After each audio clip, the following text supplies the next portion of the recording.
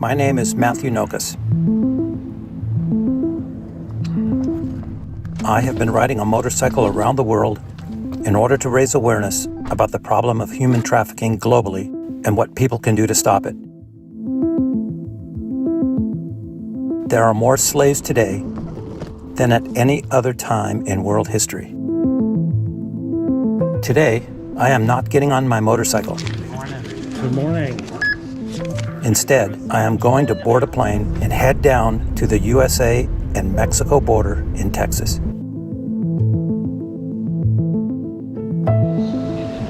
My sources tell me that drug trafficking is down, but human trafficking is up.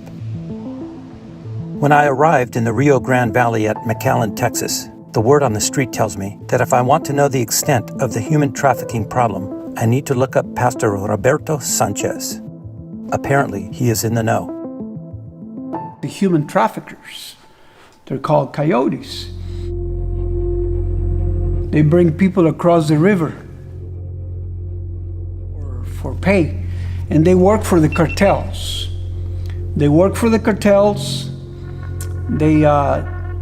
They charge people anywhere from $3,000 to $7,000 depending where they're coming from. So what happens is that once they're on this side, across the river, but not across the checkpoint, big groups of them get kidnapped here in this area. They get put in stash houses or security homes, they call them. And once they're in this area, they will call their relatives throughout the United States and extort them for money to get them across the checkpoint or simply to let them go. The cartels own the corridors, and you can cross through Mexico only if you're paying your dues to the cartels. How much does a child bring in terms of cash to a cartel? That I don't know. That's a very hard question. Do you think it's in the hundreds of dollars or thousands? Oh, no, thousands and thousands. Yeah, no, it's not hundreds. It's thousands just to transport them. When I say I don't know, it's I don't have documents to prove it. But it runs in over $10,000 to $20,000 per child. It's not cheap. And how do they recover that money? So somebody buys them from the United States for $10,000, how do they get that money back?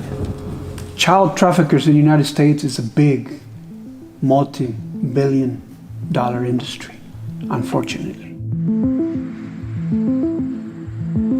After my meeting with Pastor Sanchez, I was left feeling numb. It is apparent to me the problem of human trafficking on the border is worse than I had imagined.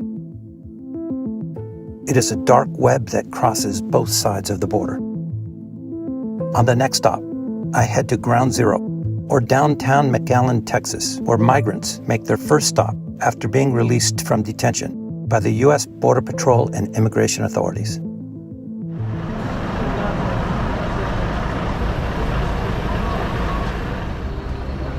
Basically, our new administration has not, the border continues to be closed. However, Mexico has refused to take children under the age of 6 and under. And so therefore, any families that arrives at the border that have a child under 6 are not being able to turn them back like they turn back everybody else, because that's the policy in place right now. And so those families are what we've seen right today. And you see our center filled with so many families and so many children.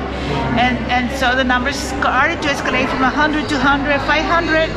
Yesterday we had 750, and this is new arrivals. As you can see, we have hundreds and hundreds of people right now. And this place, from the very beginning, we only function with volunteers. So they sort of hear that this place exists, they just make their way to the front door, or? No, Border Patrol drops them off. Oh, okay, so they're dropped off by Border Patrol. Okay. Yeah. Okay. What do you do? Put them on a bus? Where do they go? How do they determine where they go? Bus station is right across the street. And if the families have already bought them their bus ticket, then they can travel. If not, they're staying here with us. So do you need volunteers now? We always need volunteers, yes. And definitely need volunteers. How many do you need right now? Y'all are not enough. Let's just put it that way.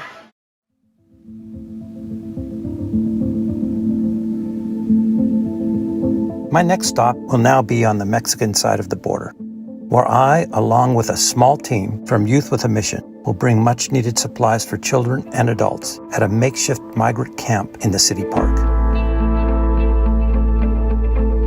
We just loaded up 3 vehicles with food and water for the migrants that have been stranded on the Mexico side of the border. Right now, we're a little concerned about whether or not we're going to be able to make it into Mexico with all of the supplies, or whether the things that we're bringing will be confiscated.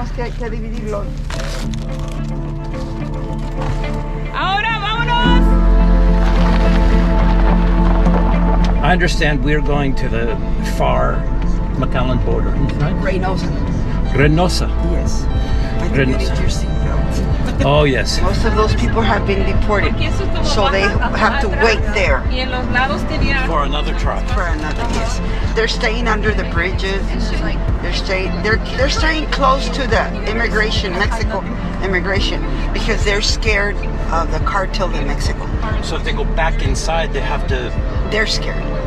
Because they owe money? No, because the cartel will just get them. Just capture them. Yeah. So right now, they just want to be close to the immigration, the Mexico immigration there. They should be soldiers there. Yeah. They should be soldiers right now, taking care. But they don't want them there. 2 days ago, they pulled them out. So now they're in La Plaza, which is just right there. So it's a makeshift migrant camp. Yes.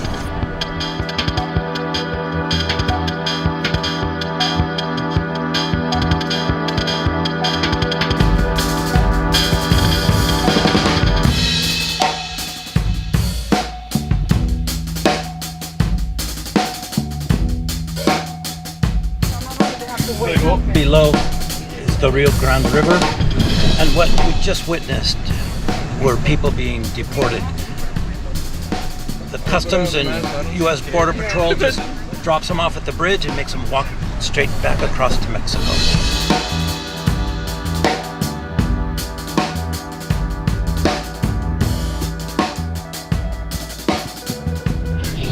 We got the green light, We got the soldiers, which means we were able to freely pass into Mexico without being inspected. So our third car got stopped and is being inspected. It's been inspected. And they check everything. Okay. They go through the whole car, trunk, hood, underneath, everywhere, looking for contraband. Oh, fresh. Oh, she made it. Yay! Oh, they let her through very quick.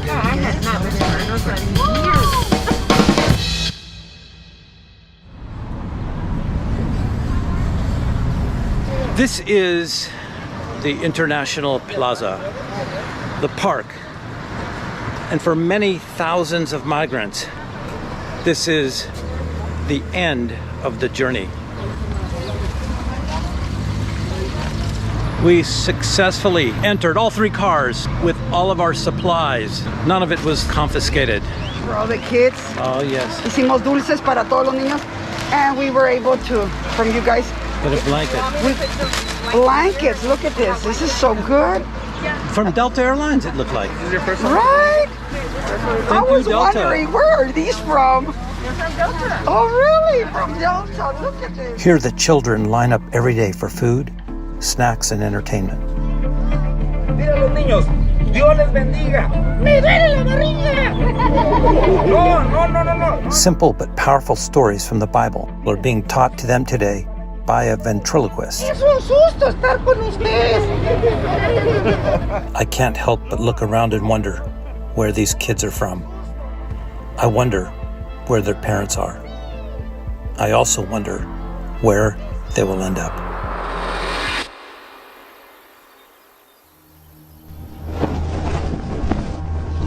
Behind me are deportees from the United States. Behind me are those who have run out of money and can no longer pay for coyotes to get them across the border. So many have nowhere to go. They can't go forward, they can't go backwards. They're literally stranded in no man's land. Meet Sylvia. Sylvia and her 8-year-old daughter Nareli are stranded here at the city park after being deported from the United States. ¿Fue peligroso? Sí, es muy peligroso. Pasé muchas cosas conmigo. What's the danger? Went through a lot of things. What's the ¿Puede decirnos lo que son los peligros? Aquí existe mucha mafia. There's a lot of mafia. Mucho asalto también. There's a lot of assault. Es muy peligroso. It's very dangerous. Ellos creen que porque uno viene aquí todos tenemos dinero, pero no es así. They think that because we're coming here that everybody has money. They are homeless and sleep in the open with no protection from the elements. Even in these difficult situations, Sylvia's daughter finds a way to be kind to other migrant kids. Oh, this is the 2 dolls. Estas son las muñecas. Oh, how cool. She lends out her dolls so that they can provide comfort and some entertainment during these difficult times. Yeah, Nareli. Oh, great. After hearing about their harrowing and dangerous journey to the border and seeing the conditions that they now live in, I offer to buy them a bus ticket back home to Guatemala. I wonder if they will take up this offer. If you want to go back to Guatemala today, I will pay your way. We'll just tell her over there. Yeah. ¿Podemos caminar un poquito? ¿Podemos? ¿Caminar un poquito para allá? Sí. Sí, déjalo ahí.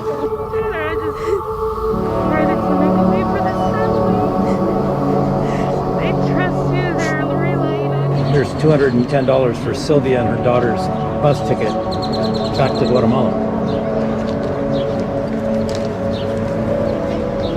My name is John Juan De Dios Sainz Carrillo. That's my name. Thank you, Juan. Yeah, you're welcome.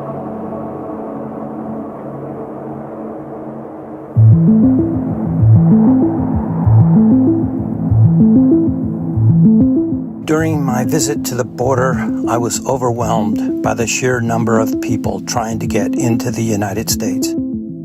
I was struck by the big business it has become. It is estimated that cartels and coyotes now make $14 million a day from their human cargo. When I look into the eyes of the children, I asked myself if they even knew the extent of the difficulties they were about to face and the dangers involved. I could not help but cry. I cry for them. I cry for their parents. And I am crying for a broken society that seems to foster and encourage families to uproot themselves and sell themselves to masters of their fate who will profit from them. What I witnessed was just the tip of the iceberg in what will become the largest migration of slaves in human history. I received a phone message from Juan De Dios. He is the park attendant and person responsible to arrange Sylvia and Nareli's return bus ticket to Guatemala. He delivered some bad news. Sylvia never showed up to pick up their bus tickets. Juan De Dios told me he tried everything to find her, but she simply vanished. While it is not possible to know exactly what happened, it is not a complete mystery. Sylvia has succumbed to the lure of the coyotes in hopes of getting into America. As the sun sets on another day, I realize there are 1,000 more people today just like Sylvia, her daughter, and her 2 dolls on the southern border.